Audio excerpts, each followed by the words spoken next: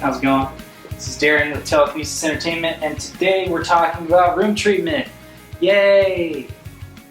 No balls from the craft? Okay. Well, what I'm doing right now is getting my room EQ wizard set up, because what we're about to do is a quick test measurement, so that it'll show us the what the room sounds like right now. Once the treatments are hung, we'll compare this measurement with a new measurement with all the treatments hung, and see what it sounds like. Alright, so we're about ready to do a measurement. We're actually going to use an app called Fuzz Measure for Mac. We're going to use this microphone, which we've calibrated so that it doesn't respond to the curve of the mic, it responds flat. And now we're just going to hit measure. It'll do a log sweep, so quiet everybody.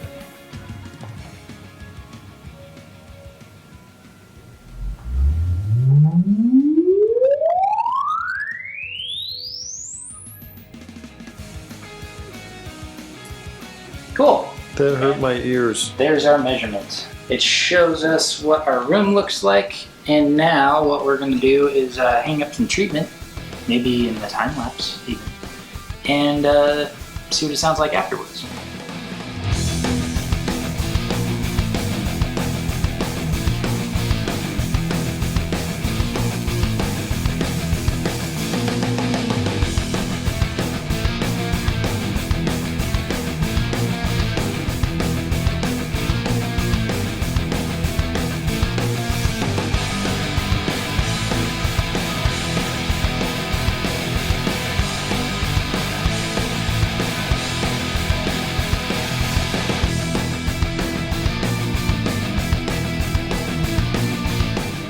Hey guys, and we're back. Somehow magically I changed my shirt, and you saw an awesome time lapse of the sound treatments going up on the walls. It took a lot longer than what you experienced. But now we're going to remeasure the room and compare our findings. Here we go, left channel.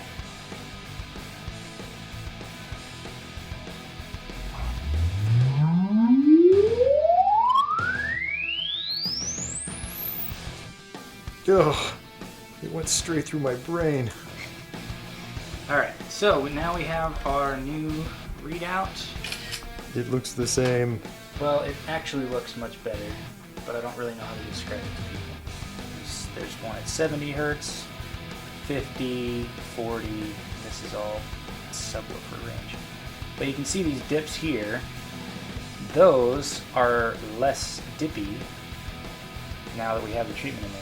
So our response got a little bit flatter, better. And the room just sounds and looks better now, so I'm impressed. It goes to show that adding some treatment in your room can greatly affect the way that things sound. And especially if you're going to be mixing in a room, you really need to have a pretty flat response in your room so that you know what you're hearing is going to translate well to other playback systems, whether it's a home theater at someone's house, a TV, an iPod, the laptop, whatever. The flatter your response is in your room, the better understanding you have of the way things sound and the better things are going to translate. So highly recommended. Again, I don't know if I mentioned before, but I built these by hand.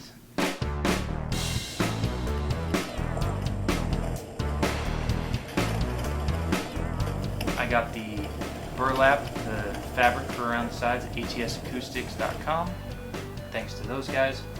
Bought the mineral wool, the 3-inch mineral wool at a local insulation place. Bought the lumber at Home Depot. It took about 15 to 20 minutes a piece to build, and net cost on each panel was 20 bucks, which compared to online where you're going to spend 50 or 60 for a panel plus shipping, it's a pretty good deal. So if you're at all DIY minded, highly recommend it.